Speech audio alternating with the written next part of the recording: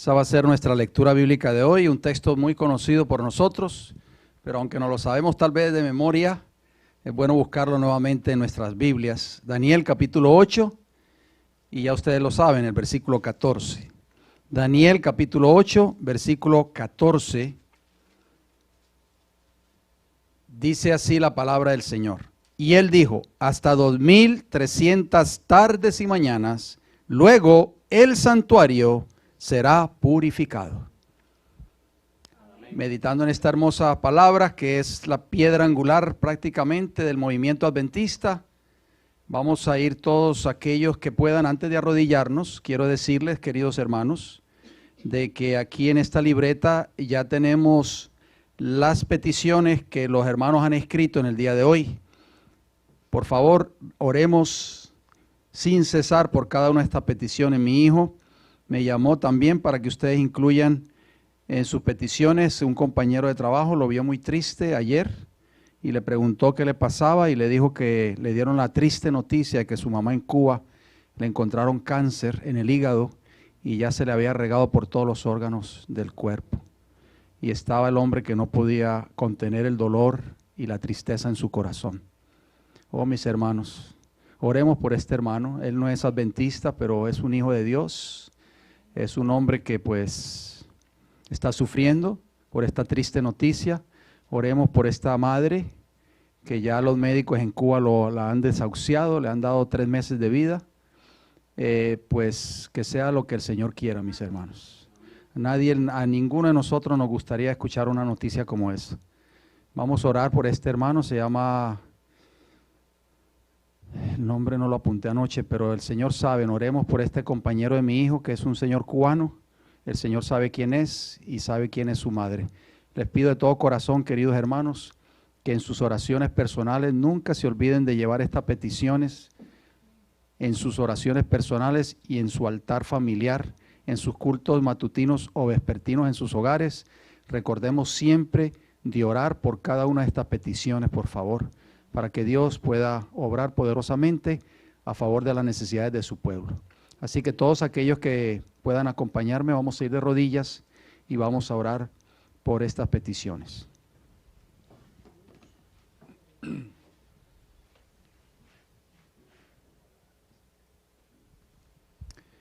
Padre de amor y misericordia, Padre, el mundo está sufriendo, Señor, por la enfermedad, por el dolor.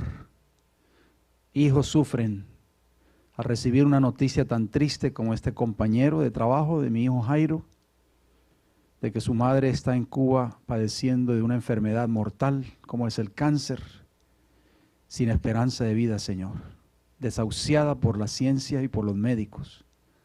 Pero Padre, usted es Dios todopoderoso y eterno. Usted tiene el poder para sanar, para curar.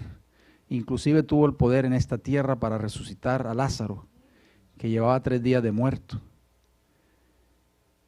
Pedimos de todo corazón de que usted intervenga en favor de esta familia, Señor. Sabemos que usted sabe todas las cosas y sabemos, Padre Santo, de que usted es Dios todopoderoso y eterno y conoce los corazones de las personas y de los seres humanos y sabe lo mejor para esta dama, que no sabemos su nombre, no la conocemos personalmente, pero usted sí la conoce, Señor. Oramos por ella en esta mañana. Oramos por sus hijos que están devastados por esta noticia, por sus seres queridos, Padre Celestial, para que usted traiga alivio, bálsamo a toda esa familia. Amén. También, Padre, quiero pedir una forma especial por cada una de las peticiones de cada uno de mis hermanos aquí presentes, que ya las han escrito en esta libreta. Usted conoce cada una de ellas. Señor, esos son los clamores de su pueblo en esta tierra. Así como dice el libro de Romanos que hasta la naturaleza, hasta los animales están gimiendo por causa del pecado, así nosotros estamos clamando a usted, Padre, que usted nos pueda responder cada una de estas peticiones conforme, no a nuestra voluntad, sino conforme a su voluntad, conforme a su sabiduría, conforme a su misericordia. Que usted, Padre Celestial, se pueda manifestar en beneficio de su pueblo, de su iglesia en esta mañana. Oramos, Padre, para que usted pueda responder cada una de las peticiones que ya han sido escritas en esta libreta. Aquí, Señor, vemos muchos casos diferentes, casos de carácter físico, enfermedades y también de carácter espiritual. Hogares rotos, problemas en los hogares. Señor, cómo Satanás está atacando fuertemente para destruir los hogares del pueblo de Dios. Pedimos de todo corazón, Padre, de que usted nos ayude para que nuestros hogares puedan afirmarse en una así, dice Jehová. Y que podamos verdaderamente vivir la vida que Cristo vivió. Tanto el esposo como la esposa, como los hijos. Podamos reflejar, Señor, ese carácter de Cristo en nuestras vidas. Para que en nuestro hogar haya armonía, haya paz y haya felicidad. También oramos por cada una de las peticiones de otra índole que ya han sido escritas en esta libreta. No sé qué tipo de peticiones serán, Señor, si son de carácter económico o personas buscando trabajo o por alguna otra necesidad espiritual. Usted conoce cada una de ellas y es por eso que clamamos al Dios Todopoderoso y Eterno, a Jehová de los ejércitos en esta mañana, para que usted pueda responder cada una de estas peticiones, Padre, y pueda suplir todas nuestras necesidades. Oramos también por los diezmos, por las ofrendas, Señor, que han sido recogidas. Oramos, Padre, para que siempre en nuestros corazones nunca se apague esa llama de dar para que este evangelio pueda continuar, para que esta iglesia que usted ha levantado en esta ciudad pueda cumplir con el cometido de Mateo capítulo 24, versículo 12 al 14, de ir y predicar este evangelio del reino a toda nación, tribu, lengua y pueblo. El cometido de Apocalipsis 14, 6. Es por eso, Padre, que le pedimos de que usted nos ayude a mantenernos firmes y fieles en la devolución de nuestros diezmos y nuestras ofrendas. Bendiga este dinero, Señor, que pueda ser usado sabiamente en la predicación de este hermoso mensaje, así como fue leída la declaración del hermano Fredis, para que este mensaje pueda llegar hasta lo ancho y largo de este planeta Tierra. También oramos por el mensaje que ha de presentarse en esta mañana. Padre, ayúdenos a estar despiertos. No permita que Satanás nos ponga sueño en nuestras mentes, en nuestros ojos, en nuestra cabeza, sino que podamos estar atentos al mensaje que usted tiene para su pueblo en esta mañana. Oramos por nuestros queridos hermanos que nos están sintonizando a través de la distancia en diferentes países de Centro, Suramérica, el Caribe, Europa o en otros países del mundo. Oramos también por ellos, por sus familiares, y permita que este mensaje también sea de mucha bendición para cada uno de ellos. Lo rogamos y lo pedimos y le damos las gracias en el nombre de Jesús. Amén, Señor.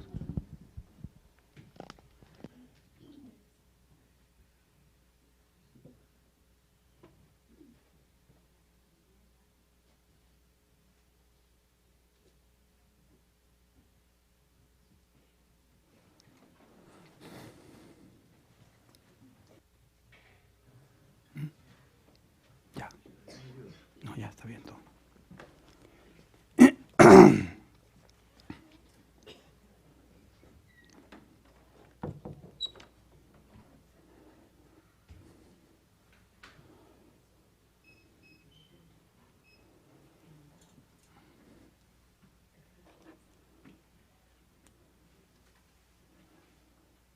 ¿Estamos bien, queridos hermanos?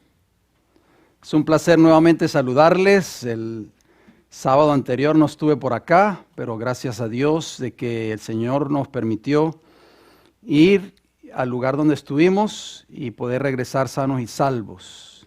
Gracias a Dios que Dios nos cuida y nos protege en nuestras salidas y en nuestras entradas. Es un placer saludarles a cada uno de ustedes en esta mañana.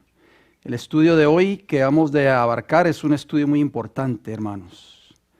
Es un estudio que tal vez es conocido para algunos de nosotros, tal vez desconocido para otros, pero es un estudio que no podemos dejar de... El hecho de que lo sabemos no lo podemos poner en el archivo del olvido. Tenemos siempre que ir refrescando nuestras mentes con el mensaje que Dios tiene para su pueblo en este tiempo del fin. Ustedes ven ahí en pantalla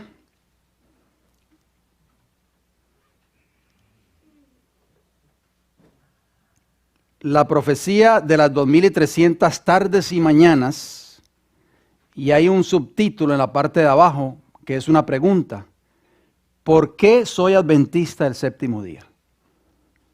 ¿Por qué usted es adventista del séptimo día?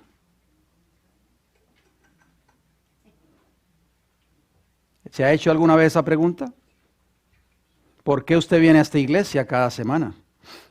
¿Por qué se congrega acá? En nuestro estudio anterior, que tuvimos la oportunidad de presentarlo así en pantalla, ustedes recordarán, hablamos acerca de la profecía de las 70 semanas. Una profecía muy interesante, muy importante, que se cumplió prácticamente en la vida y el ministerio de Cristo cuando estuvo en esta tierra, o cuando vino por primera vez a esta tierra, y la nación judía, tristemente desconociendo el cumplimiento fiel de cada uno de esos eventos proféticos, rechaza al Mesías. Finalmente este es crucificado, tal y como lo mostraba la profecía de Daniel, capítulo 9, comenzando en el versículo 24, que lo vemos allí en pantalla. Daniel escucha el tiempo que iba a durar este tiempo profético, o sea, 70 semanas equivalentes a 490 años. Ya nosotros estudiamos esa profecía, ya está en el canal. Si usted quiere repasar nuevamente el tema, usted lo puede entrar al canal, El Fuerte Clamor. Recuerde, el predicador de la silueta negra, y allí podrá ver este estudio. Quiero decirle a manera de información para que ustedes tengan una idea de que muchas de las citas que yo voy a presentar en esta mañana y de los textos bíblicos, hay ciertas partes que están entre corchetes, con letra verde, como aparece allí este texto que ustedes ven en pantalla. ¿Por qué? Porque esas palabras o frases en corchetes son mías, de este servidor quien les habla, para hacerle énfasis o darle énfasis al texto o a la lectura que estamos leyendo. Así que ténganlo presente, por favor. Dice, 70 semanas están determinadas. En hebreo esa palabra determinada, como aparece allí en corchetes, es cortadas. ¿De qué? De la profecía de Daniel 8:14, o sea, del tiempo profético más largo que aparece en la Biblia. Sobre tu pueblo y sobre tu santa ciudad, para terminar la prevaricación y poner fin al pecado y expiar la iniquidad, para traer la justicia perdurable y sellar la visión y la profecía y ungir al santo de los santos. Este periodo profético, ya nosotros lo estudiamos, fue dado especialmente para el pueblo y la nación judía. Pero eso era una parte de ese periodo profético, no era todo el periodo profético, era solamente 490 años. Por eso dice ahí 70 semanas están cortadas, han sido cortadas de un tiempo profético más largo. Entonces viene una pregunta, ¿de dónde serían cortadas estas 70 semanas? O lo mismo, el mismo equivalente que 490 años. Queridos hermanos, bueno, Daniel 9:21 nos da esa respuesta, fíjense bien. Aún estaba hablando en oración, dice Daniel, cuando el varón Gabriel, a quien había visto en la visión al principio, o sea, ¿en cuál visión? En la visión del capítulo 8 de Daniel, ahí donde comienza esa visión. Había visto en la visión, volando con presteza, vino a mí como a la hora del sacrificio de la tarde. Qué interesante. Así que podemos darnos cuenta que la visión del capítulo 9 de Daniel, donde habla de las 70 semanas, no comienza en ese capítulo, comienza en el capítulo 8 y abarca el capítulo 8 y el capítulo 9 del libro de Daniel. Por eso, Daniel 8:14 nos dice, y él dijo, hasta 2300 tardes y mañanas, luego el santuario será, ¿qué cosa? Purificado. O sea, el tiempo profético completo de esta profecía, que incluía las 70 semanas que fueron dadas expresamente a la nación judía, era de un periodo de 2300 tardes y mañanas, o sea, de 2300 días proféticos que equivalen a 2300 años. Bien, vamos a ir más adelante explicando paso a paso para que así nosotros podamos entender. Ahí ustedes pueden ver una vista de ese tiempo profético de las 70 semanas que comenzó con el edicto firmado por el rey Artajerjes en el año 457 a.C. y terminó en el año 34 después de Cristo con el apedreamiento de Esteban, el primer mártir cristiano. Ustedes pueden ver nuevamente el tema para que así puedan refrescar nuevamente sus mentes basado en esta profecía de las 70 semanas. No puedo espaciarme mucho allí porque ya eso lo explicamos, pero esto a manera de introducción. Vamos a ver qué escribió esta mujer, la mensajera del Señor. Escribió alguna declaración muy importante que nosotros no podemos pasar por alto en esta mañana. Escuchen bien lo que ella escribió en un libro que todos ustedes tienen en sus hogares, Primeros Escritos. Dice así: son muchas las preciosas verdades que contiene la palabra de Dios, pero es la verdad presente lo que el rebaño necesita. Pero, oigan bien, ¿en qué verdades incluye ella en la verdad presente? Pero los temas como el santuario, en relación con los 2300 días, los mandamientos de Dios y la fe de Jesús, son perfectamente adecuados para explicar el movimiento adventista pasado y cuál es nuestra posición actual, establecer la fe de los que dudan y dar certidumbre al glorioso futuro. En otras palabras, ¿qué nos está diciendo el Espíritu de Profecía con esta hermosa cita?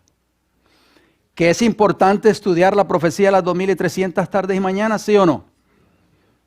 ¿Es importante estudiar los temas del santuario? ¿Es importante estudiar los temas como la ley de Dios y la fe de Jesús? Es parte de esa verdad presente. ¿Por qué? Porque aquellos adventistas que conocen cada una de estas verdades que están allí en esta declaración, dice ella que van a explicar el movimiento adventista pasado. Muchos adventistas modernos hoy no saben ni por qué son adventistas. No saben de cuál es el trasfondo del adventismo. ¿Por qué somos adventistas del séptimo día? ¿Por qué surgimos como iglesia adventista en esta tierra? Exactamente, desconocen lo que sucedió en el Chasco en 1844. Más adelante vamos a hablar un poquito de eso y lo vamos a ampliar en nuestro próximo estudio. Muchas personas han venido donde mí, me han dicho, oigan bien, yo llevo tantos años en la iglesia y nunca he escuchado estos temas en la iglesia.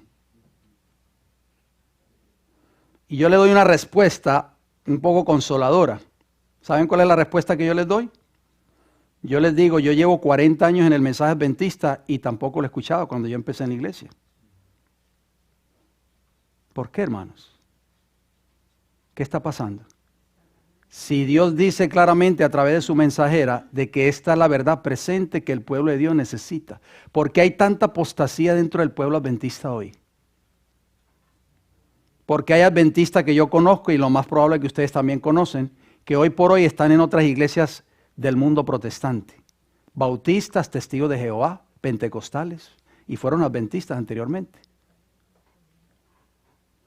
¿Será que ellos desconocían estas grandes verdades? ¿Será que nunca las escucharon en sus iglesias cuando estuvieron allí como miembros, el tiempo que estuvieron? ¿O será que nunca tuvieron tiempo o dedicaron tiempo para estudiarlas? Porque dice ella claramente que si nosotros estudiamos estas grandes verdades como la profecía de las 2300 tardes y mañanas, que es la que estamos estudiando hoy, el santuario, la fe de Jesús y los mandamientos de Dios, dice que nos van a ayudar a explicar el movimiento adventista pasado y cuál es nuestra posición actual.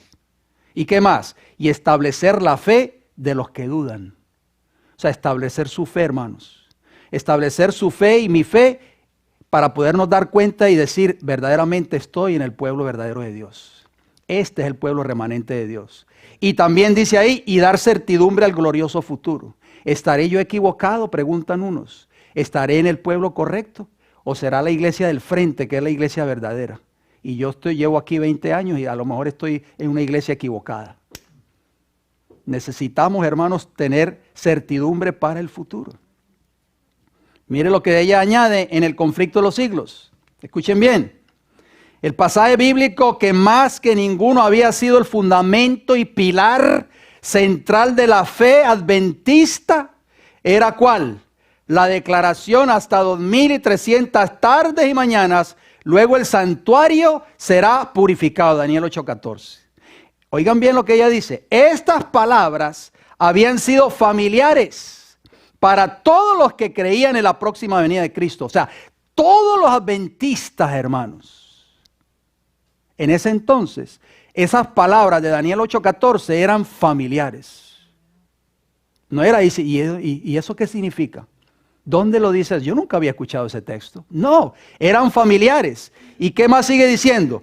Estas palabras que habían sido familiares para ellos, dice, la profecía que encerraban era repetida como el lema de su fe por miles de bocas. Conflicto de los siglos, página 461.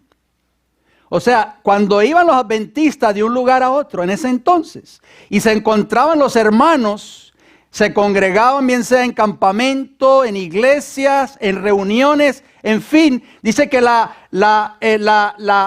profecía de Daniel 8:14 era repetida como el lema de su fe. Amén.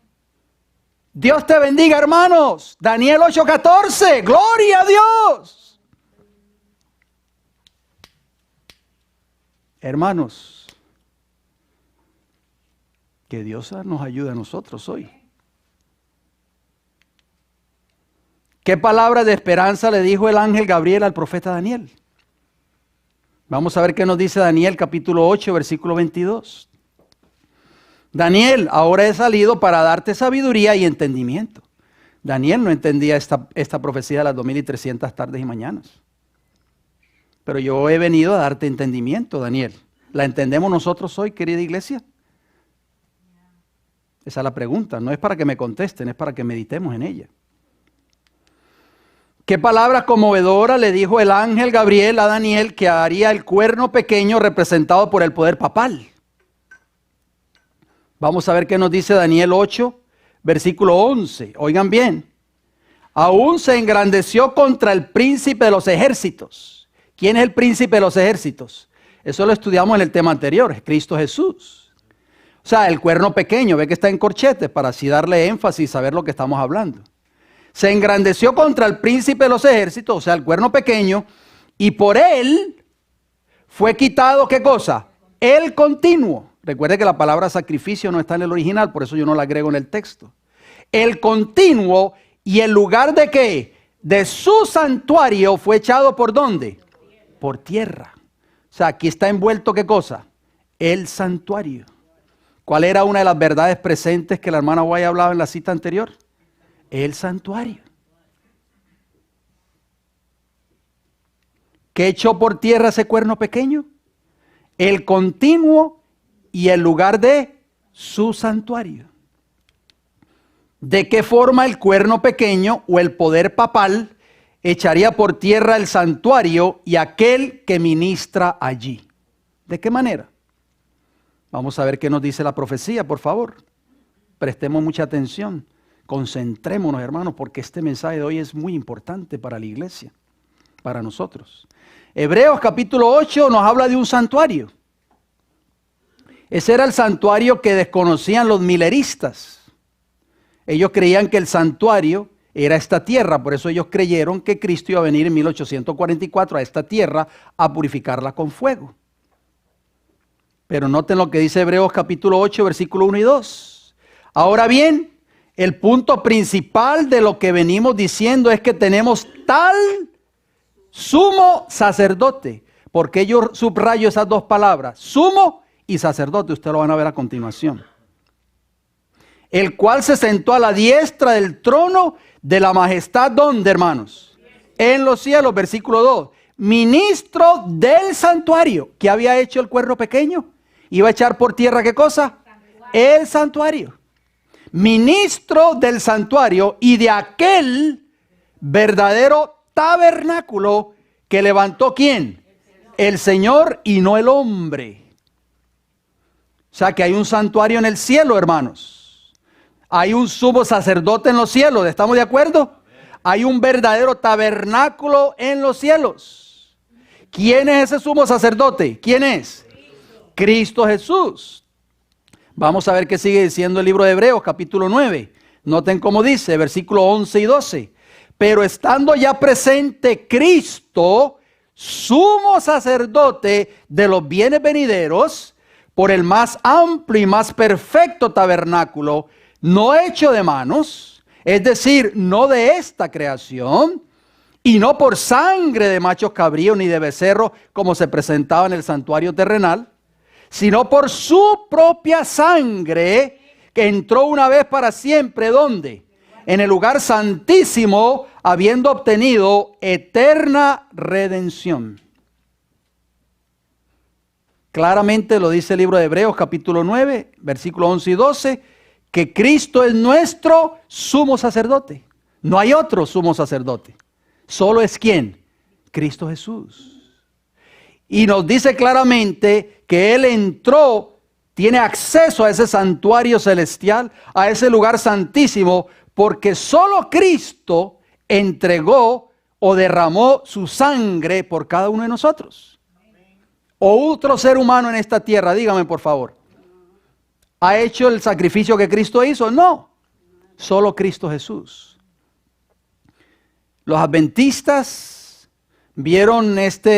estudiaron profundamente este pasaje que vamos a leer a continuación en el libro de Apocalipsis. El capítulo 11 y el versículo 19 dice, y el templo de Dios fue abierto ¿dónde? En el cielo, y el arca de su pacto se veía en el templo. Les hago una pregunta antes de terminar el texto. ¿Dónde se encontraba el arca del pacto? En el lugar santísimo. Ya vimos en el texto anterior de que Cristo entró al lugar santísimo. ¿Qué se hacía en el lugar santísimo del santuario terrenal cuando era el famoso día de la expiación? ¿Qué se hacía ahí? Ahí era donde se hacía la obra de ¿qué? De la expiación, donde se expiaba o se purificaba, ¿qué cosa? El santuario. Esa obra la lleva haciendo Cristo ya 175 años, querida iglesia, desde el año 1844. ¿Y qué más vio Juan? Dice que hubo relámpagos, voces, truenos, un terremoto y grande granizo. Volvamos al libro de Hebreos, el capítulo 9 y el versículo 24, ¿qué nos dice? Porque no entró Cristo en el santuario hecho de mano, figura del verdadero, sino ¿dónde? En el cielo mismo, para presentarse ahora por nosotros, ¿ante quién? Dios. Ante Dios. ¿Quién es el que entró? Cristo Jesús. ¿Quién es nuestro sumo sacerdote? Cristo Jesús. ¿Dónde está el verdadero tabernáculo o el verdadero santuario? En el cielo. ¿Qué está haciendo Jesús por nosotros ahora mismo? Está presentándose ahora por nosotros, ¿ante quién? Ante Dios. En otras palabras, ¿quién es nuestro representante? Cristo Jesús. ¿Quién es nuestro abogado? Cristo Jesús. Voy a leerle una cita de una enciclopedia que ustedes también pueden tener acceso a ella. Se llama Wikipedia, eso está en internet, enciclopedia libre. Escuchen bien lo que dice esta cita. En la antigua Roma, el título de Pontífice Máximo, en latín Pontifex Maximus, se otorgaba al principal sacerdote del colegio de pontífices y era el cargo más honorable en la religión romana. Pero noten cómo sigue diciendo la declaración. En los inicios de la República Romana, el título tenía influencia meramente religiosa, pero fue ganando poder en el ámbito político hasta la época de ¿quién? De Augusto, o sea, Augusto César, cuando el emperador lo asoció a la dignidad imperial. Ahí ustedes pueden ver una foto a continuación, eso está en wikipedia.com. ¿Cómo era el título de los Césares después de que Augusto César fue el primero que se autoproclamó Pontifex Maximus? O sea, sumo pontífice. Noten lo que dice, ¿ven esa foto allí, hermanos? Ahí está una foto del emperador Augusto con las vestimentas de pontífice máximo. Eso está en un museo, por supuesto, esa foto que ustedes ven ahí. Hermanos, sigue diciendo Wikipedia, escuchen bien, el término pontifex significa literalmente constructor de ¿qué? De puentes. Maximus significa literalmente el máximo. Y yo busqué la palabra máximo, entre corchetes dice, o sea, es lo más grande. Por eso es que mucha gente usa esa expresión, eres lo máximo. O sea, eres lo más grande.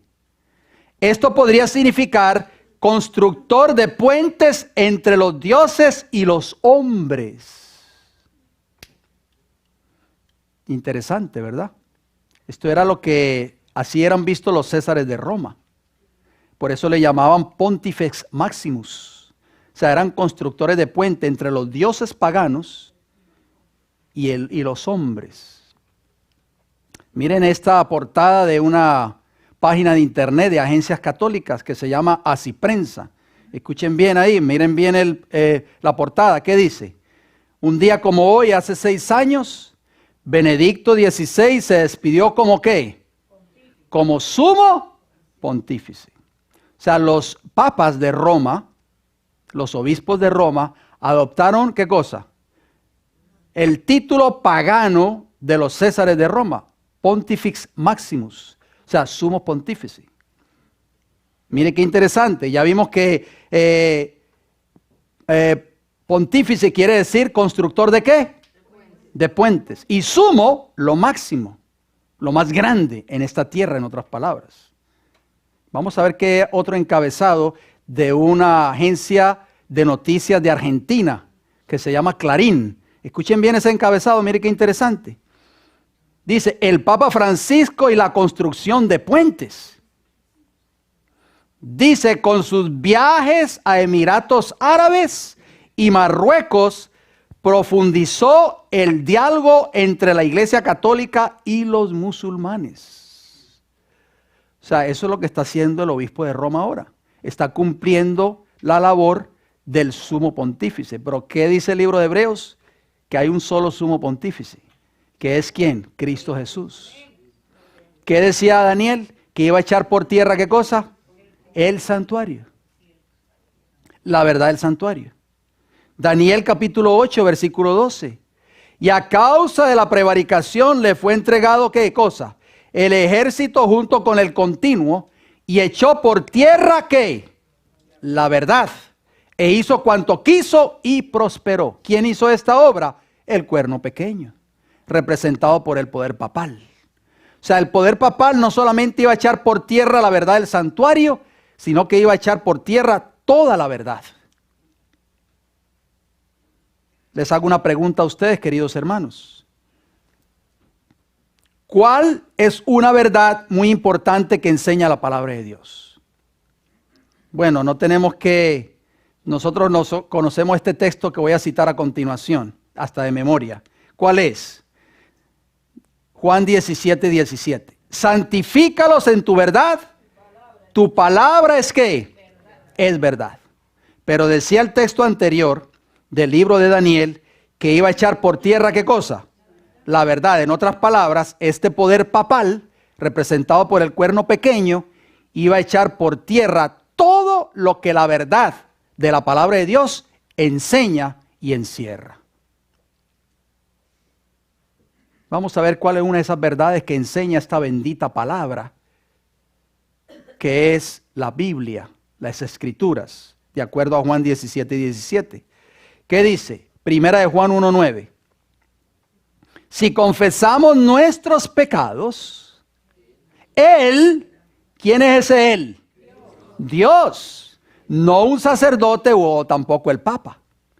Si confesamos nuestros pecados, Él, o sea Dios, es fiel y justo para perdonar nuestros pecados y limpiarnos de ¿cuánta maldad?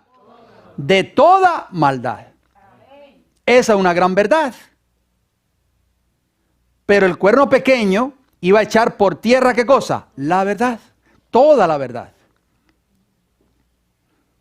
Bien, queridos hermanos, vamos a ver si el cuerno pequeño hoy, porque muchos protestantes han caído en la trampa, oigan bien, de que el papado ya no es el papado que existía en la Edad Media. No, eso fue para en lo antiguo, ya no. Ya vemos a un poder papal que lo único que está buscando es la paz a nivel mundial. ¿Y quién va a estar en contra de la paz? ¿Ustedes están en contra de la paz? Por supuesto que no. Está buscando la unidad.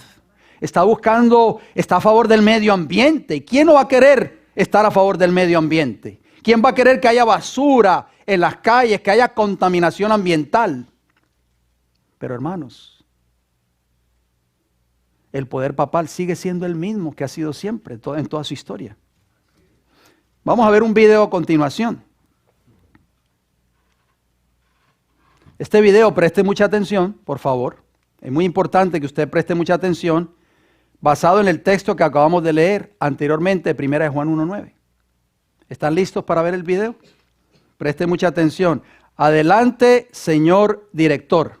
Queridos hermanos y hermanas, la catequesis de hoy está centrada en el sacramento de la reconciliación. Este sacramento brota directamente del misterio pascual. Jesús, resucitado, se apareció a sus apóstoles y les dijo: reciban el Espíritu Santo. A quienes perdonen los pecados quedarán perdonados. Así pues, el perdón de los pecados no es fruto de nuestro esfuerzo personal, sino es un regalo, un don del Espíritu Santo que nos purifica con la misericordia y la gracia del Padre. La confesión, que se realiza de forma personal y privada, no debe hacernos olvidar su carácter eclesial. En la comunidad cristiana es donde se hace presente el Espíritu Santo, que renueva los corazones en el amor de Dios y une a todos los hermanos en un solo corazón en Jesucristo. Por eso no basta pedir perdón al Señor interiormente. Es necesario confesar con humildad los propios pecados ante el sacerdote, que es nuestro hermano y representa a Dios y a la Iglesia. Nos puede hacer bien hoy pensar a cada uno: ¿cuánto tiempo hace que no me confieso? Cada uno responda. Le puede hacer bien. ¿Escucharon las palabras de este señor? No es suficiente pedirle a Dios internamente perdón por nuestros pecados.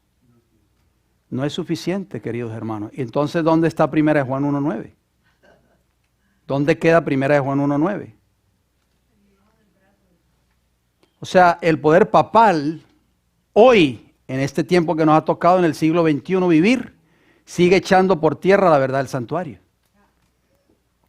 Pero el pueblo de Dios tiene que entender todas estas grandes verdades, porque muchos hoy están siendo engañados por este poder. Por eso dice el libro de Apocalipsis que se maravilló toda la tierra en pos de la bestia. ¿Qué dice 1 Juan 2:1? Otra verdad. Dice que iba a echar la verdad por tierra. ¿Qué dice 1 Juan 2:1? Hijitos míos, estas cosas os escribo para que no, ¿qué? Para que no pequéis. Pero si alguno hubiere pecado, abogado tenemos para con el Padre, ¿a quién? ¿A quién, hermanos? A Jesucristo el justo, que es nuestro gran sumo sacerdote. Yo traje varios libros que les quiero presentar y quiero aclarar algo. No lo traigo para alardear de que tengo todos estos libros en mi biblioteca. Simplemente los muestro para beneficio de las personas que han de ver este video en un futuro, tal vez en la internet, porque tal vez vayan a pensar y decir, a lo mejor esos libros que él muestra en la pantalla, a lo mejor esos libros ni existen, a lo mejor se los inventa. Pero no, hermano, esos libros son reales. El primer libro que ustedes van a ver allí es El trueno de la justicia. ¿De qué habla ese libro? Aquí está el libro, mírenlo acá. Esta es la portada de este libro católico romano que habla sobre las apariciones de la Virgen María en diferentes partes del mundo. Y escuchen bien lo que este libro dice, hermanos. Presten mucha atención. ¿Recuerda el texto de 1 Juan 2:1 que acabo de leerles? ¿Quién es nuestro abogado? Escuchen lo que este libro dice. Presten mucha atención. La función de María como abogada. ¿Y qué decía 1 Juan 2:1? ¿Quién es nuestro abogado? Pero la iglesia de Roma dice, no, María también es nuestra abogada. Implorando la ayuda del Espíritu Santo en tiempos de necesidad. Oigan bien. Continuará en la iglesia, y la iglesia está en mayúscula. La I. ¿Por qué? Porque está hablando de la iglesia católica romana, por supuesto. Continuará en la iglesia ¿hasta cuándo, hermanos? Hasta la segunda venida de Cristo. Juan Pablo II confirma la función vital de María mediante su intercesión especial y como ¿qué? Como mediadora de misericordia en la preparación del pueblo de Dios para la segunda venida de Cristo. Hermanos, mire, si nosotros como pueblo de Dios, escuchen bien por favor, abran sus ojos. Si nosotros no preparamos al mundo para la segunda venida de Cristo, Satanás lo va a hacer con María. Por eso nosotros le vamos a dar cuenta al Señor, hermanos. Esto es serio, esto es de vida o muerte. Dice que María va a preparar al pueblo de Dios para la segunda venida de Cristo, hermanos. ¿Y dónde está María ahora? ¿En el cielo? Está muerta en la tumba. O sea, un muerto va a preparar al mundo para la segunda venida de Jesús. Y el pueblo de Dios, hermanos, que Dios le ha dado todas estas grandes verdades, todos estos oráculos. ¿Qué está haciendo? ¿Vamos a seguir de brazos cruzados, querida iglesia? ¿O van a esperar que el pastor haga la obra? Mire lo que dice Isaías 8:19. ¿No consultará el pueblo a su Dios? ¿Consultará a los muertos por los vivos? O sea, ¿vamos a consultar a un muerto, hermanos, por el futuro de los vivos? ¿Qué dice el libro de Hebreos capítulo 12, versículo 24? A Jesús, el mediador, ¿de qué? Del nuevo pacto. Pero la iglesia de Roma enseña que María es que mediadora también. Pero la Biblia dice que es Cristo el mediador de ese nuevo pacto. Y a la sangre rociada que habla mejor que la de Abel. Por eso este cuerno pequeño iba a echar la verdad del santuario por tierra, hermanos.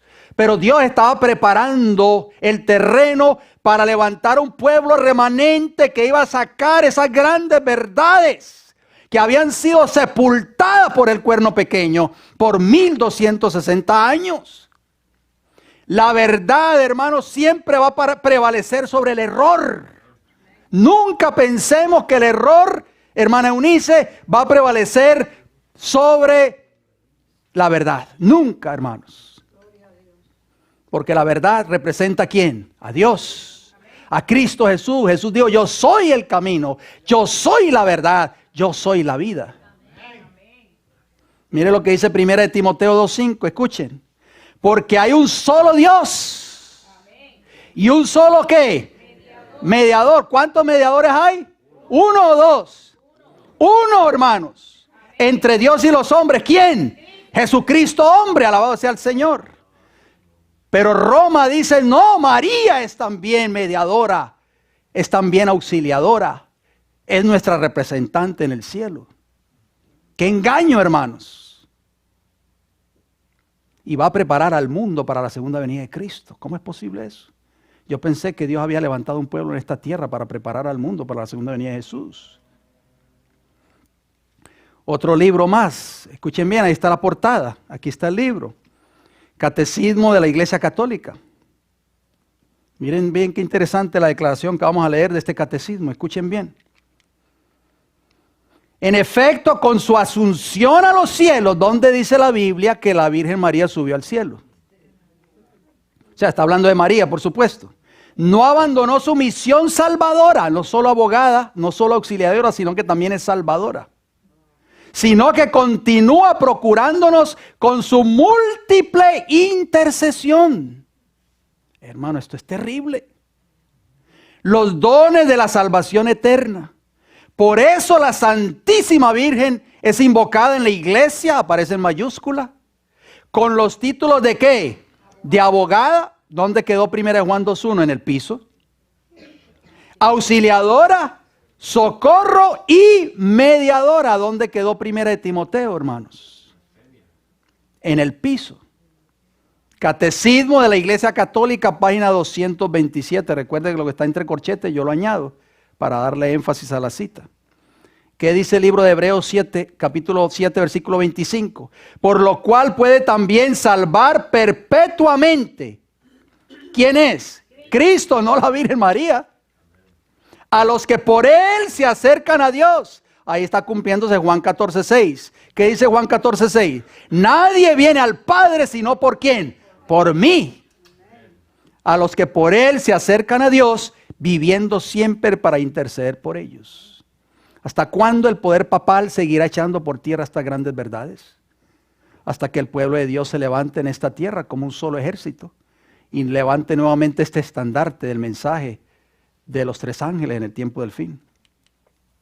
¿Qué pregunta fue hecha en Daniel capítulo 8? ¿Y cuál fue la respuesta que recibió el profeta? La pregunta. Entonces oía un santo que hablaba, de acuerdo a Daniel 8:13, y otro de los santos preguntó a aquel que hablaba, ¿hasta cuándo durará la visión del continuo y la prevaricación asoladora, entregando el santuario y el ejército para ser pisoteados? ¿Hasta cuándo, Señor, permitirás que el cuerno pequeño se levante y eche por tierra el continuo y eche por tierra el santuario y pisotee todas estas grandes verdades? ¿Hasta cuándo, Señor? Mire la respuesta que recibió el profeta Daniel, Daniel 8:14. Y él dijo, hasta 2300 tardes y mañanas. No te preocupes, Daniel, que eso no va a ser eternamente. Yo le voy a dar un periodo a ese cuerno pequeño. Yo voy a levantar a un pueblo que va a sacar todas esas grandes verdades que han sido enterradas para que las presente al mundo nuevamente. Hasta 2300 tardes y mañanas, luego el santuario será ¿qué? Purificado. ¿Cuándo terminaría el periodo de las 70 semanas o 490 años dados a los judíos? Ya eso nosotros lo estudiamos, lo sabemos, pero a manera de repaso, eso abarcó desde el año 27 al año 34, la última semana. Ahí terminan los 490 años. En el año 34, cuando la nación judía rechaza el evangelio, y lo dice el conflicto de los siglos. Escuchen esta declaración. Las 70 semanas, o sea 490 años de Daniel 9:24, concedidos a los judíos, terminaron en el año 34 después de Cristo. En dicha fecha, por decisión del Sanedrín judaico, la nación judía selló su rechazamiento ¿de qué? Del evangelio con el martirio de Esteban y la persecución de los discípulos de Cristo. O sea, ya la nación judía dejó de ser el pueblo favorecido de Dios. No quiere decir con esto que los judíos ya no tienen derecho a la salvación. Si ellos se arrepienten y aceptan a Cristo, serán salvos en el tiempo del fin. Pero ya ellos dejaron de ser el pueblo favorecido de Dios. Ahora, ¿quién es el pueblo favorecido de Dios? La iglesia, el pueblo remanente en el tiempo del fin. Entonces el mensaje de salvación, al no estar más reservado exclusivamente para el pueblo elegido, fue dado ¿a quién? Al mundo. Conflicto de los siglos, página 375. Mire cómo ella añade en un hermoso libro que ustedes tienen en sus hogares, Cristo en su santuario. Ella dice, al terminar entonces los 490 primeros años de los 2300, quedaban aún ¿cuántos? 1800 años. Si contamos desde el año 34, los 1810 años llegan a 1844. Entonces había dicho el ángel, será purificado el santuario. Cristo en su santuario, página 98. Entonces, ¿dónde estamos ahora? Bueno, tiempo restante de la profecía de Daniel 8:14, desde el año 34 después de Cristo, cuando terminan las primeras 70 semanas o 490 años, solo dado a los judíos, llegamos hasta el año 1844, o sea, 1810 años. Si usted suma esas dos cantidades, 490 más 1810, es un total de 2300 años, que es la profecía de Daniel 8:14. Hermanos, pero Satanás no se queda quieto. ¿Usted cree que Satanás se queda de brazos cruzados, como usted y como yo? No, él está muy activo, está trabajando incansablemente. Satanás usaría ¿qué? El poder del cuerno pequeño representado por el poder papal. ¿Para qué? para contrarrestar la obra que Dios haría en la tierra. ¿Qué entiende usted por la palabra contrarrestar? Impedir, bloquear. Mire lo que dice la sierva del Señor. Escuchen bien esta declaración. Esta es una cita del Espíritu de Profecía. Está en vuestras Biblias de estudio. Pero está en el Comentario Bíblico Adventista, el tomo 7, la página 984. Esta es una hermosa declaración. Dice, Satanás se convirtió en el antagonista declarado de Cristo. O sea, estaba en contra completamente de Cristo. Plantó el estandarte de la rebelión, ¿dónde? En la tierra, y alrededor de él se agruparon sus simpatizantes. Satanás, el único propósito que él quería hacer era plantar su estandarte en esta tierra en contra de ¿qué cosa? De Cristo, en contra de la palabra de Dios, en contra del mensaje de Dios. Les hago una pregunta a ustedes, querida iglesia. ¿Conoce Satanás las Escrituras y las estudia detenidamente? Usted, no es para que me conteste, es para que piense, porque yo no conozco los corazones de ustedes, pero ustedes, o yo quien les habla, ¿estudiamos diligentemente las Escrituras diariamente? ¿Las estudiamos? Satanás estudia detenidamente las Escrituras, ¿sabía usted eso? Vamos a ver qué nos dice Mateo 4, 5 y 6, noten cómo dice. Mateo capítulo 4, versículos 5 y 6 dice, entonces el diablo le llevó a la santa ciudad, o sea, ¿a quién? A Jesús, por supuesto. Y le puso sobre el pináculo del templo, en el versículo 6, Satanás le dice a Jesús, si eres hijo de Dios, échate abajo, porque escrito está, o sea, él sabía que había una escritura, a sus ángeles mandará acerca de ti, y en sus manos te ¿qué?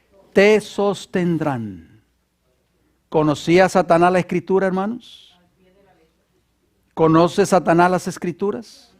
¿Las estudia detenidamente? ¿Qué ustedes creen? ¿Las estudiamos nosotros detenidamente? Mire lo que dice la sierva del Señor en Joya de los Testimonios. Tomo 3, página 284. Recuerde que lo que está entre corchetes es énfasis suplido. Satanás estudia la Biblia con cuidado. O sea, estudió cuidadosamente el cumplimiento profético de Daniel 8:14. Sabe que le queda ¿cuánto tiempo?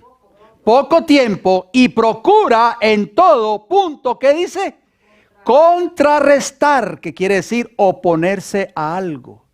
Dice que procura en todo punto contrarrestar la obra que el Señor está haciendo sobre esta tierra. Dios iba a hacer una obra en esta tierra. Se lo dijo a Daniel, su profeta. No te preocupes, Danielito. Hasta 2300 tardes y mañanas el santuario será ¿qué cosa? Purificado. Y yo me imagino a Satanás, hermanos, abriendo la Biblia, dice, yo tengo que estudiar la profecía. ¿Cuándo se irá a cumplir eso? Yo tengo que empezar a escudriñar. Déjame coger la concordancia Strong's y empezar a estudiar. Y empezó a estudiar, hermanos, la profecía de Daniel 8:14. Detenidamente, como dice allí, Joya de los Testimonios, tomo 3, página 284.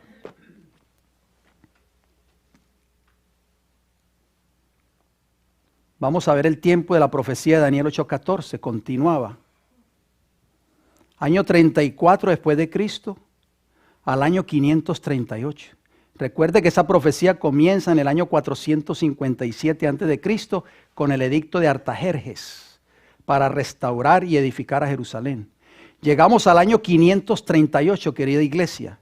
¿Qué ocurre ahí? O sea, 504 años después se establece ¿qué? El poder papal en esta tierra. Satanás seguía estudiando. ¿Qué va a pasar? ¿Qué va a pasar? ¿Por qué? ¿Por qué Gabriel le dice a Daniel hasta 2300 tardes y mañana, luego el santuario será purificado? Yo tengo que entender ese mensaje. Porque cuando yo lo entienda, yo voy a contrarrestar esa obra.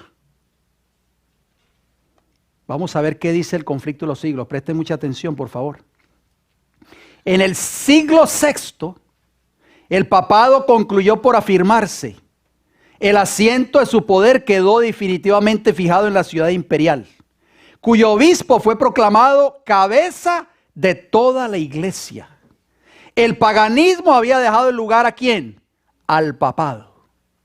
Entonces empezaron a correr los 1260 años de la opresión papal, predicha en las profecías de Daniel y en el Apocalipsis. Con el conflicto de los siglos, página 58, querida iglesia.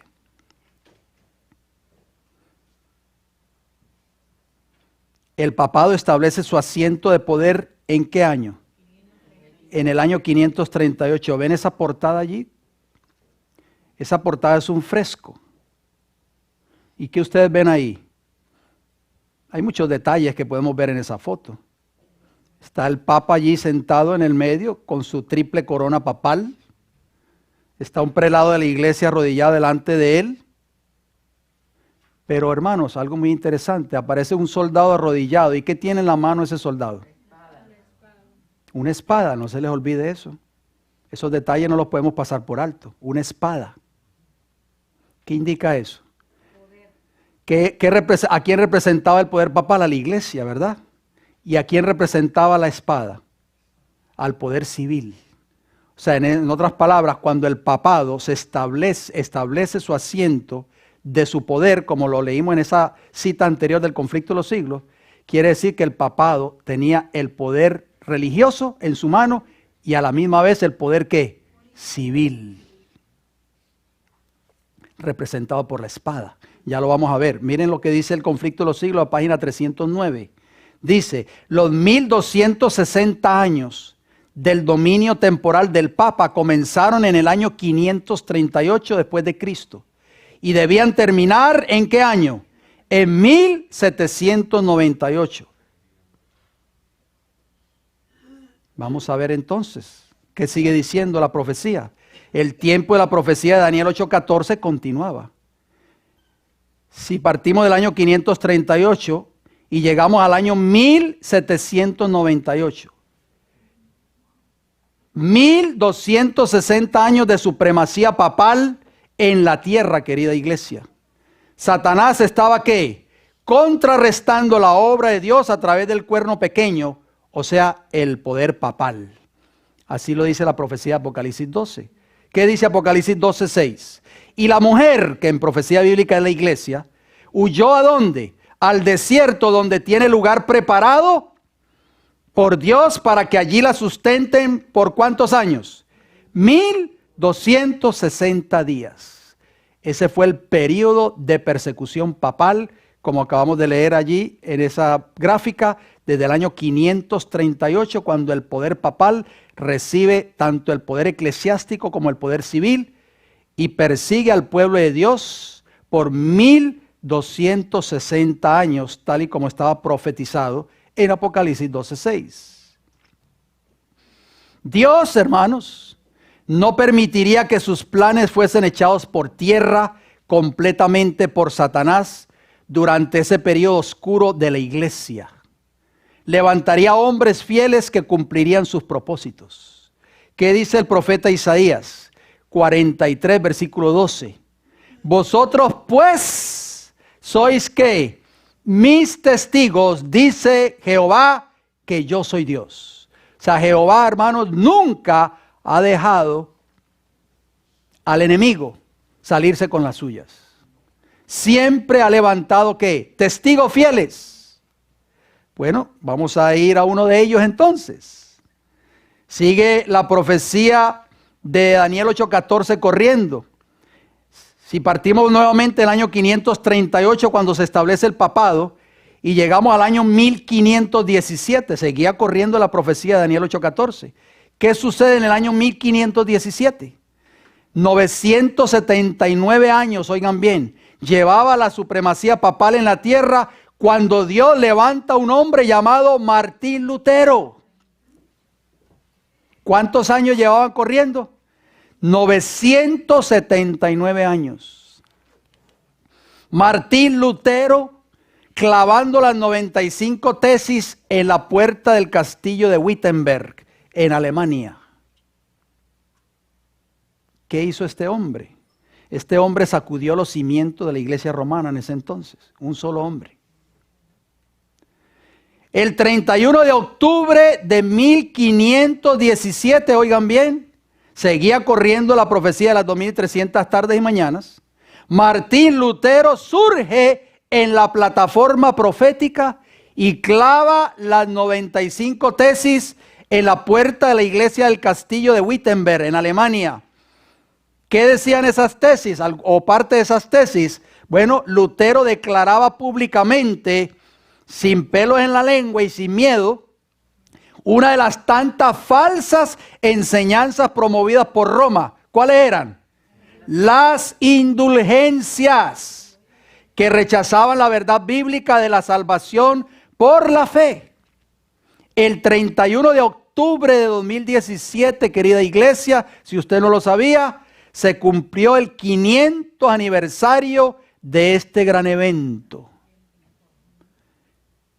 ¿En qué decía aparte de esas indulgencias, que parte de esas tesis que Martín Lutero clavó en esa puerta? Estaba en contra de la falsa enseñanza promovida por la iglesia de Roma, que eran las indulgencias. Pero como muchos hoy por ahí han caído en la trampa del diablo y creen de que ya la iglesia de Roma ya no es la misma que era antes, pues bueno, les voy a mostrar una portada de una agencia de noticias en internet. Miren lo que dice ahí: al paraíso vía Twitter. ¿Sabía usted que usted puede ir al paraíso por Twitter si así lo desea? El Papa otorgará, ¿qué cosa, hermanos? Indulgencias a sus seguidores en la red. Si ustedes ven ahí, dice Pope Francis. ¿Ven qué dice Pope Francis allí? Los que tienen visión 2020. Ahí en la parte de atrás. ¿Y qué dice en la parte de abajo? Pontifex. ¿Ve que sigue llevando el mismo título, hermanos? ¿Ustedes creen que eso ya cambió? No, Satanás no cambia. ¿Usted cree que Satanás va a cambiar? Satanás no cambia, querida iglesia. Pero hay muchos que están siendo engañados, inclusive muchos adventistas. Le han hecho creer de que ya el papado de la Edad Media no es el mismo ahora, que ya es diferente. Mire otro encabezado de noticias, escuchen cómo dice: el Papa Francisco ofrecerá indulgencias a sus seguidores en Twitter. Y entonces en la parte de abajo, yo sé que es muy pequeña la letra, pero permítame compartirla, no la que está subrayada, sino la de abajo. Dice: las indulgencias son un tipo de perdón, oigan bien, hermanos, concedido por la Iglesia Católica, que reducen el tiempo que los fieles tienen que pasar en el purgatorio después de haber confesado y haber sido absueltos de sus pecados.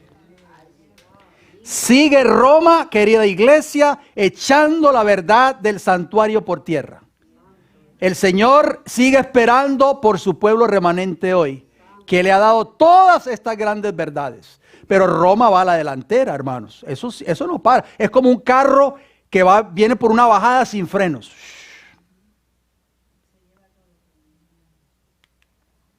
Mire lo que dice la sierva del Señor en Review and Herald, 1 de junio de 1886. Si esta mujer estuviera viva hoy, ¿qué escribiría? Sin embargo, esta unión, se refiere a la unión de las iglesias protestantes con el papado, esta unión no ocurrirá por un cambio en el catolicismo, oigan bien, porque Roma, ¿qué dice ahí? Ella no dijo, puede ser que cambie. No, ella dice, nunca cambia. Pretende ser infalible. Quien cambiará será el protestantismo. Y con todo el respeto que se merecen mis hermanos adventistas, parece que la iglesia adventista también está cambiando su plataforma en cuanto a lo que es el papado hoy. El tiempo de la profecía de Daniel 8:14 continuaba. Llegamos al año 1534. ¿En qué año se levantó Martín Lutero? ¿En qué año? Voy a retroceder para que recordemos.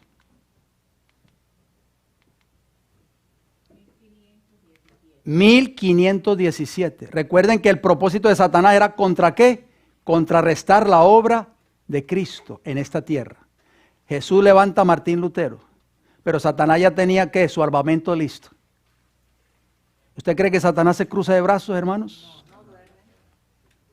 Vamos entonces volvamos entonces a la profecía. Llegamos al año 1534. O sea, 996 años iban de supremacía papal en la tierra y 17 años después que Martín Lutero había clavado las 95 tesis. Satanás se levanta de nuevo para contrarrestar la obra de Martín Lutero y la reforma protestante. ¿Qué pasó, querida iglesia, en el año 1534? Y ahora vamos en la recta final de este estudio. Ahora que menos nos puede dar sueño y ahora que menos debemos pensar en el almuerzo. Porque ahora vamos a cerrar con broche de oro. Ignacio de Loyola, hoy declarado santo por la Iglesia Católica. Ahora ya no es Ignacio de Loyola, si usted no lo sabía, ahora es San Ignacio de Loyola. Fue el fundador en el año 1534 de la Compañía de Jesús, conocida como los jesuitas, cuyo único propósito era desbaratar o destruir el protestantismo. Satanás no se queda dormido, querida iglesia. El tiempo de la profecía de Daniel 8:14 continuaba. Año 538, cuando el papado se establece en esta tierra, ¿llegamos a qué año? ¿Qué año? 1798. ¿Verdad que está interesante el estudio, hermana Eunice? Terminan los 1260 años ¿de qué? De supremacía papal en la tierra. Dios pone fin al largo periodo de la tiranía papal, la época del terror, así se conoce en la historia. Muchos historiadores le dan ese título, a la época del terror. ¿Qué le sucedió al poder papal después de los 1260 años de su supremacía? Vamos a ver qué dice Apocalipsis 13:3. Vi una de sus cabezas como herida de muerte. Oh, mis hermanos, ¿qué sucedió en 1798 al final de los 1260 años de supremacía papal? El Papa Pío VI es llevado al exilio por órdenes del gobierno de Francia. O sea, Napoleón Bonaparte, que era el emperador francés en ese entonces. O sea, al ser llevado al exilio el poder papal, o sea, pierde, hermano, lo que originalmente él recibió cuando se estableció en esta tierra: el poder eclesiástico y el poder civil. ¿Ustedes ven esa portada ahí, hermanos? Esa portada que ustedes ven ahí en pantalla es un libro en inglés, nunca ha sido traducido, aquí está el libro. Se llama El debilitamiento y la caída de la iglesia romana, escrito por Malachi Martin. Este es un escritor, ya él murió, jesuita, y él escribió el famoso libro Las llaves de esta sangre. O sea, el mismo autor, mire lo que este hombre escribe. Escuchen bien, tal vez sin saberlo, él escribió esto porque no sabía que estaba cumpliendo el papado una profecía bíblica. El Papa ciudadano de 82 años de edad, el Papa Pío VI, nacido bajo el nombre de Gianangelo Braschi, por los últimos 23 años, él ha sido el Papa en Roma. ¿Cuántos años llevaba siendo Papa? 23 años. Se le ordenó que saliera de Roma bajo el arresto armado por el gobierno francés. ¿Qué día? El 20 de febrero de 1798. Exactamente, hermano, como estaba profetizado en los libros de Daniel 7:25 y en el libro Apocalipsis. Permitiéndosele traer 2 asistentes y un doctor. Pero no comida, no dinero, no ropas adicionales. El debilitamiento y la caída de la iglesia romana, página 228. Apocalipsis 13:10. ¿Se acuerda que yo les dije lo de la espada? Si alguno lleva en cautividad, va en cautividad. El poder papal llevó en cautividad por 1260 años al pueblo de Dios y terminó siendo llevado ¿en qué? A cautividad. Si alguno mata a espada, hermano, el poder papal tenía el poder civil en su mano. A espada debe ser muerto. ¿Quién fue el que llevó al exilio al poder papal? El gobierno o el ejército francés. La espada, hermanos, representa el poder civil. Aquí está la paciencia y la fe de los santos. Gloria a Dios, la palabra de Dios es maravillosa, hermanos. El tiempo de la profecía de Daniel 8:14 continuaba, querida iglesia.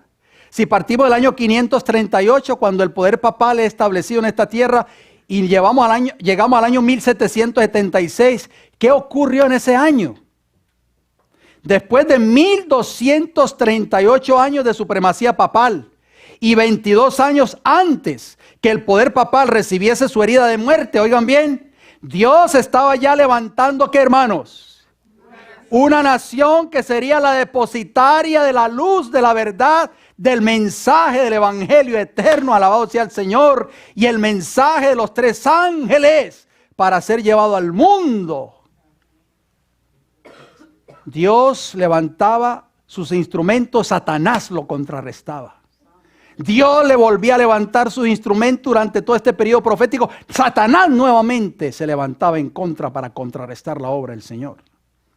Oh, mis hermanos, nace una nación en esta tierra en 1776. Mire lo que dice esta cita de Wikipedia.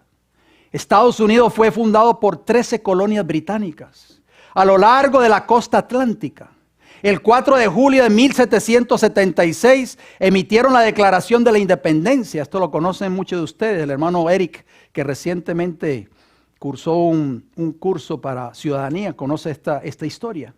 Dice que proclamó su derecho a la libre autodeterminación y al establecimiento de una nación cooperativa. Los estados rebeldes derrotaron al Imperio Británico en la Guerra de Independencia.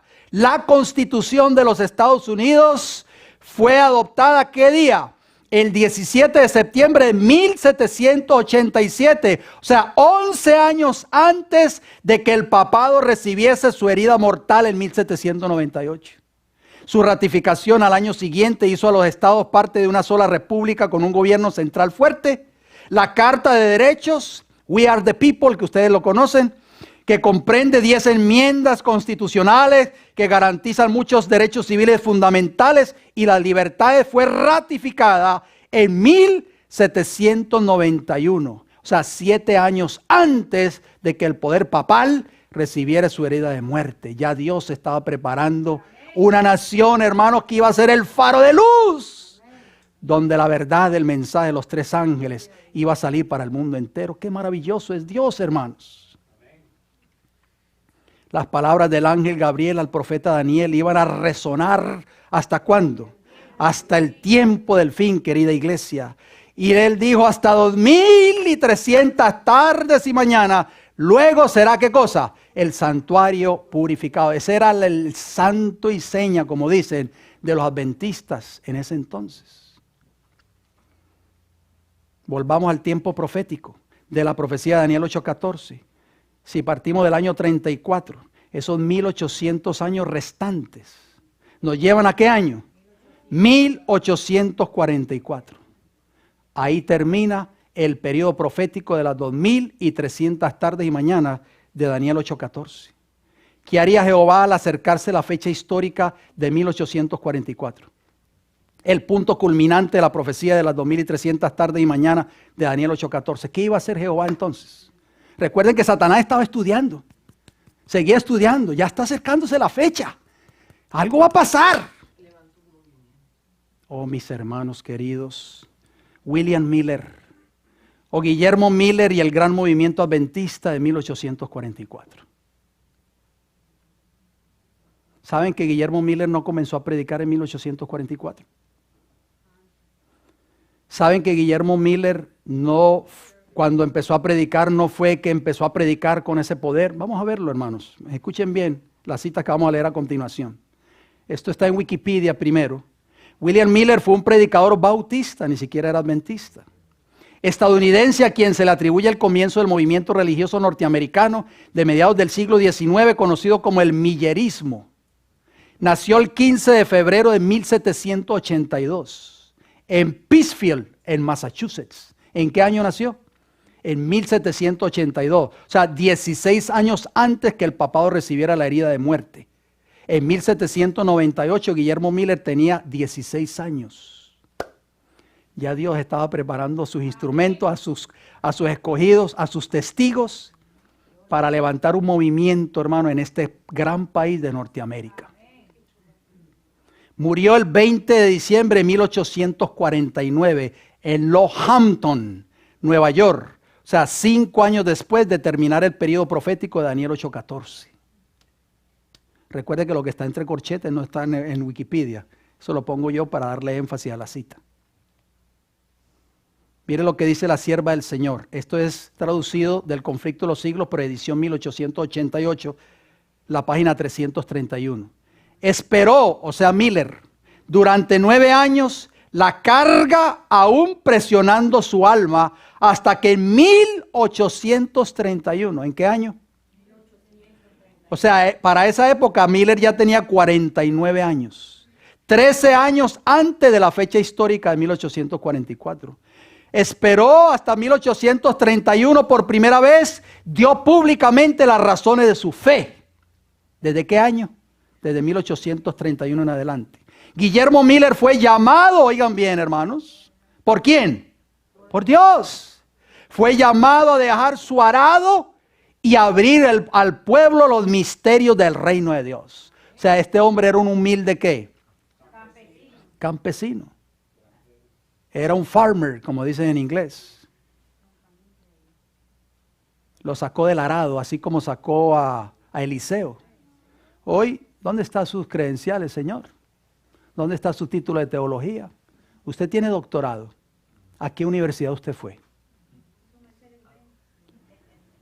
Con temblor, oiga, con temblor, no fue que aquí estoy yo. No, con temblor entró en su trabajo, guiando a sus oyentes paso a paso a través de los periodos proféticos. ¿Hasta cuándo?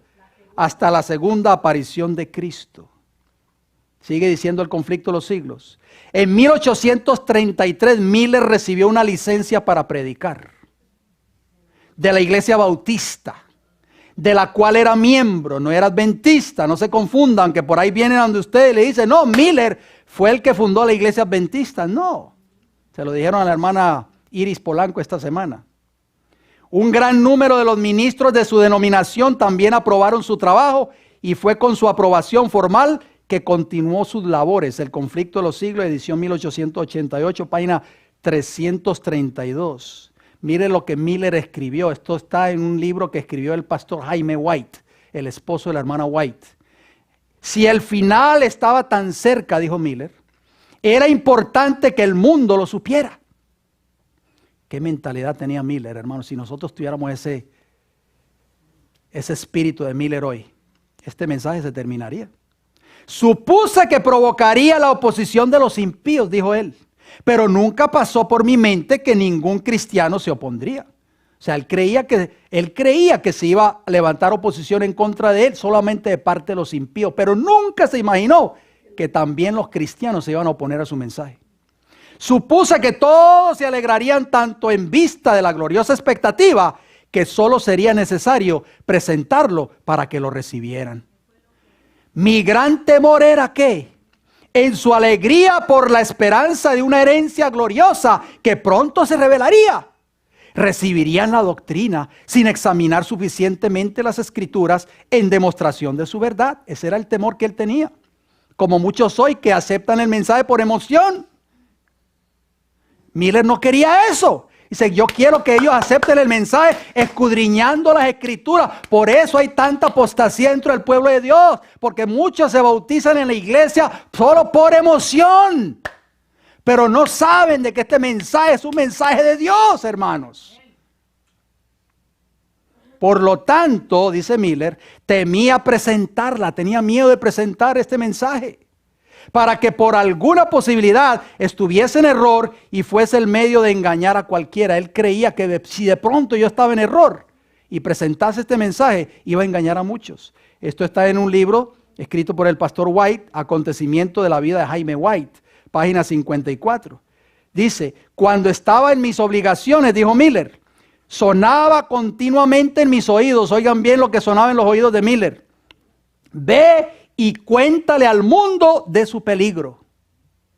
Pero aún así fui conmovido. Ve y díselo al mundo. Su sangre requeriré de tu mano. Qué responsabilidad tenía este hombre, mis hermanos. Dice que constantemente oía la voz de Dios que le decía, ve y cuéntale al mundo, porque voy a demandar la sangre de esas almas de tu mano. Oh, mis hermanos, qué responsabilidad tenemos nosotros como iglesia. Acontecimiento de la vida de Jaime White, páginas 56 y 57. Y noten lo que Miller le decía al Señor. Traté de disculparme ante el Señor por no salir y proclamarlo al mundo. O sea que Miller no fue inmediatamente que salió a predicarlo. Él tuvo una lucha, hermanos. Le dije al Señor que no estaba acostumbrado a hablar en público. Yo soy un farmer. Yo soy un granjero, Señor. Nunca he hablado en público. Que no tenía las calificaciones necesarias para obtener la atención de una audiencia. Que era muy tímido y temía ir ante el mundo. Que no me creerían ni escucharían mi voz. Porque era lento para hablar y lento de palabra. Pero no pude obtener alivio. Acontecimiento de la vida de Jaime White, página 57. ¿Pudo hacer la obra Guillermo Miller, hermanos? ¿Hubo obstáculos? Hermano, no pierdo la esperanza, y le digo siempre a mi esposa, de ir y visitar la tumba de este siervo de Dios un día. Ahí está la tumba de Guillermo Miller, está enterrado en Lohampton, en Nueva York. Al lado de él está su esposa Lucy. Escuchen bien, hermanos, escuchen esta declaración de ahí que aparece en pantalla. Los ángeles velan sobre el precioso polvo de este siervo de Dios. Resucitará cuando sea tocada la última trompeta. Primeros Escritos, página 258. Qué maravilloso, hermanos. Los ángeles de Jehová velan las cenizas, hermanos, de ese siervo de Dios, de esa tumba que ustedes ven ahí en pantalla, allí en Lohampton, en Nueva York. Está siendo velada constantemente por los ángeles de Jehová. Ay, hermano, eso me da escalofrío. Satanás quiso desaparecer este movimiento adventista en 1844. Nuevamente Satanás. Nuevamente saca su fusible, hermano. Esto hay que pararlo, dijo Satanás. Recuerden que es el antagonista número 1 de Cristo y de su obra en esta tierra. ¿De qué manera? Ahí ustedes lo pueden ver. En 1848, las hermanas Fox se comunicaron por primera vez con espíritu de los muertos, pero fue Andrew Jackson Davis quien fue poseído por un poder, luego transportado a unos montes donde recibió sus instrucciones de espíritu. ¿En qué año? 1844, querida iglesia.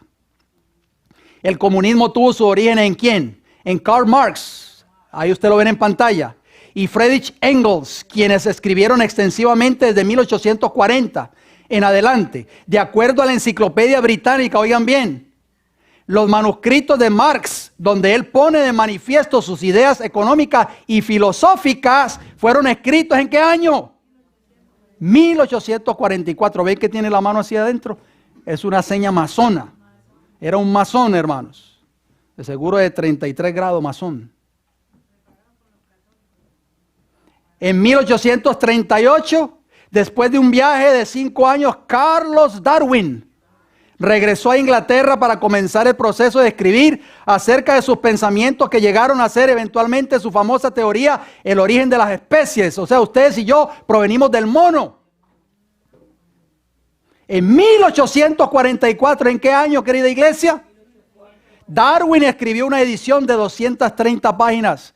Robert Chambers publicó un libro acerca de esta teoría en octubre de 1844. Satanás no se queda con los brazos cruzados. Esto hay que pararlo, este movimiento hay que pararlo. Joseph Smith, el profeta de los mormones. La iglesia de los mormones fue fundada en 1830 por José Smith, conocido como su profeta. Esta iglesia creció continuamente durante su tiempo de vida. Smith fue asesinado por una turba enfurecida el 27 de junio ¿de qué año? De 1844, a la edad de 38 años. Satanás estaba haciendo su obra ya, querida iglesia. Él seguía estudiando la profecía bíblica. ¿Ustedes saben que a los mormones no les da pena decir que José Smith es su profeta? Yo tuve la oportunidad de visitar hace un tiempo atrás al hermano Freddy y a su esposa Digna, ahí en Bradenton, y fuimos a un parquecito allí a caminar al lado del Golfo, muy bonito, y mientras ellos caminaban yo me senté un rato en una de las banquitas y llegaron dos jóvenes mormones. Cuando yo los vi venir sabía que eran mormones por su uniforme, camisa blanca, corbata negra y pantalón negro. Inmediatamente se me acercaron, me regalaron una literatura y lo primero que me hablaron fue de José Smith y dijeron, José Smith, nuestro profeta. Hermanos, a ellos no les da pena decir que José Smith es el profeta de ellos. Es un falso profeta, por supuesto. ¿Por qué a nosotros nos da vergüenza decir que Elena G. White es una verdadera profeta de Dios? ¿Por qué el mundo adventista hoy ve a Elena G. White no ya como una profeta, sino como la fundadora de esta iglesia? ¿Por qué quiso Satanás contrarrestar el movimiento adventista en 1844? Noten lo que dice Daniel, Apocalipsis 10:1 y 2, ya estamos terminando. Vi descender del cielo a otro ángel fuerte, dice la Biblia, envuelto en una nube, con el arco iris sobre su cabeza. Ese ángel de Apocalipsis 10:1 es Cristo. Y su rostro era como el sol y sus pies como columnas de fuego. Noten lo que dice el versículo 2. Tenía en su mano un librito abierto. ¿Un qué? ¿Cuál librito? El libro de Daniel, que fue sellado, recuerden, Daniel capítulo 12.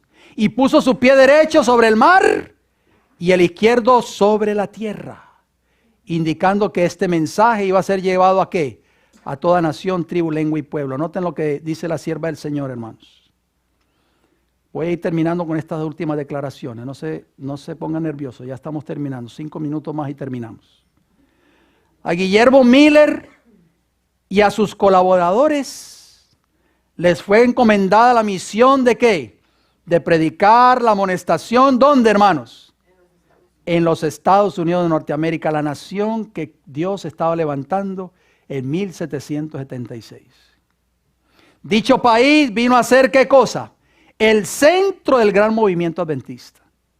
Allí fue donde la profecía del mensaje del primer ángel tuvo su cumplimiento más directo. Por eso Dios estaba levantando esta nación. Los escritos de Miller y de sus compañeros se propagaron hasta en países lejanos. Donde quiera que hubiesen penetrado misioneros, allá también fueron llevadas las alegres nuevas de la pronta venida de Cristo. Por todas partes fue predicado el mensaje del evangelio eterno. Temed a Dios y dale ¿qué? Gloria, porque la hora de su juicio ha llegado. Conflicto de los siglos, página 417. Ahora, hermanos, ¿en qué tiempo estamos? ¿Qué harás tú después de haber escuchado este mensaje hoy? ¿Por qué eres adventista? La pregunta que hice originalmente. Escuchen lo que dice la sierva del Señor. El Señor llamó a su pueblo Israel y lo separó del mundo. ¿De dónde lo separó? Del mundo. A fin de confiarle un cometido sagrado. Lo hizo depositario de su ley y quiso por su medio conservar entre los hombres el conocimiento de sí mismo. Eso fue lo que Dios quiso hacer con el pueblo de Israel. Por este pueblo, la luz del cielo había de resplandecer en los lugares oscuros de la tierra. Y había de oírse una voz llamando a todos los pueblos a apartarse de su idolatría para servir al Dios viviente y verdadero. Pero nosotros conocemos la historia bíblica. ¿Qué pasó con este pueblo? ¿Cumplió con ese mensaje? ¿Cumplió con ese cometido? No. Terminó también adorando a Baal. Pero noten cómo termina la cita. Dios ha llamado a su iglesia en este tiempo. A ti y a mí, querido hermano que me escuchas. Como llamó al antiguo Israel para que se destaque como luz en la tierra. Por la poderosa hacha de la verdad, los mensajes de los ángeles primero, segundo y tercero, la ha separado de las iglesias y de ¿qué? Y del mundo, para colocarla en la sagrada proximidad a sí mismo. O sea que nosotros tenemos que ser diferentes al mundo. No podemos ser iguales. No podemos ser iguales al mundo, querida iglesia. La ha hecho depositaria de su ley y le ha confiado, ¿qué cosa? Las grandes verdades de la profecía para este tiempo. Mire qué privilegio nos ha dado nosotros como iglesia. A ningún otro pueblo le ha dado Dios estos privilegios, así como al pueblo de Israel. Como los santos oráculos confiados al antiguo Israel son un sagrado cometido que ha de ser comunicado al mundo, querida iglesia. Los tres ángeles de Apocalipsis 14 representan a aquellos que aceptan la luz de los mensajes de Dios y salen como agentes suyos para pregonar las amonestaciones por toda la anchura y longitud de la tierra. Joya de los testimonios. Tomo 2, páginas 155 y 156. ¿Qué responsabilidad tienes tú y qué responsabilidad tengo yo delante de los ojos de Dios? Esos pioneros adventistas entendían, hermanos, la solemnidad del mensaje que poseían. Y no había internet, no había televisión, no había cable, no había satélite, no había nada de eso. Mas sin embargo, estos hombres y mujeres fieles que ustedes ven ahí en pantalla cumplieron con el cometido que Dios les hizo. Y nosotros hoy, que decimos ser el pueblo de Dios, que decimos ser de la verdad presente, ¿estás haciendo la obra que Dios te ha dado que hagas? Termino con esta última declaración. Joya de los testimonios, tomo 3, página 288. En un sentido muy especial, oigan bien, los adventistas del séptimo día han sido colocados en el mundo como centinelas y transmisores de luz. Al final de los 2300 tardes y mañanas, Dios le dijo a Daniel, a través de Gabriel, no te preocupes, Daniel. Al final de esos periodos proféticos, que tú estás temblando de miedo por todo lo que va a ser el cuerno pequeño, yo voy a levantar un pueblo en esta tierra que va a poner en alto todas estas grandes verdades que el pueblo de Dios rechazó, que era el Israel antiguo, por eso es que Daniel estaba en Babilonia. Pero Dios voy a levantar un pueblo remanente, que va a volver a levantar y va a poner este estandarte en alto con todas estas grandes verdades. Ese pueblo remanente eres tú, soy yo en esta mañana. A ellos ha sido confiada la tarea, oigan bien, ¿qué responsabilidad tenemos nosotros como adventistas? De dirigir la última amonestación a un mundo que perece. A ningún otro pueblo Dios le ha dado esta tarea. La palabra de Dios proyecta sobre ellos una luz maravillosa. Una obra de la mayor importancia les ha sido confiada. ¿Cuál es? Proclamar los mensajes del primero, segundo y tercer ángeles.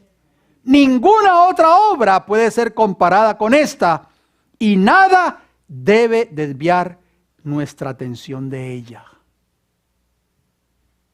¿Se escucha este mensaje de los tres ángeles a la iglesia a la cual tú perteneces? ¿Se escucha este mensaje en tu iglesia? Dios nos pedirá muchas cuentas en el día del juicio a nosotros como pueblo remanente. Todo este trayecto profético que hemos visto en este día, hermanos, esta lucha entre Satanás y Cristo, este antagonismo, desde que fue dicha esas palabras de Daniel 8:14, nos llevan hoy a vivir en el tiempo cuando todos estos eventos proféticos se están cumpliendo ante nuestros ojos. Mis hermanos, Cristo está a las puertas. ¿Qué pensaría Guillermo Miller si todavía estuviese vivo y estuviese viendo todos estos eventos cumpliéndose ante nuestros ojos? ¿Qué esperas tú para entregar tu vida a Jesús? ¿Qué está impidiendo? ¿Qué cosa de este mundo te está atando para tú entregar tu vida a Cristo Jesús? Bautizarte tal vez si no has sido bautizado o bautizada y unirte al remanente, al pueblo de Dios en esta tierra. Este remanente, como ustedes ven esa cita ahí en pantalla, tiene una responsabilidad muy grande. Dios a ningún pueblo le ha dado esta responsabilidad, solamente a esta iglesia remanente que Él levantó gracias al movimiento de 1844, después del gran chasco. ¿Y cuál es? Proclamar los mensajes del primero, segundo y tercer ángeles al mundo y dirigir la última amonestación a un mundo que perece. Oh, mis queridos hermanos, vimos que el pueblo judío o el pueblo hebreo fracasó en esa obra. Ahora nosotros ya vemos qué cosa. La historia, no podemos volver a tropezar con la misma piedra. El Señor nos está llamando a nosotros como iglesia.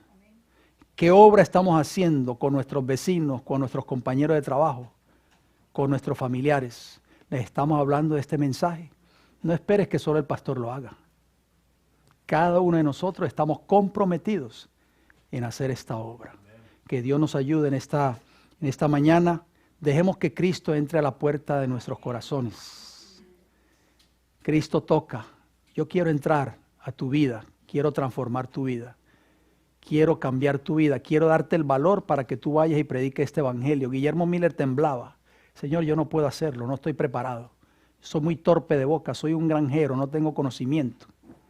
Pero el Señor usó a este hombre para sacudir a este país de Norteamérica con el mensaje de la segunda venida de Cristo.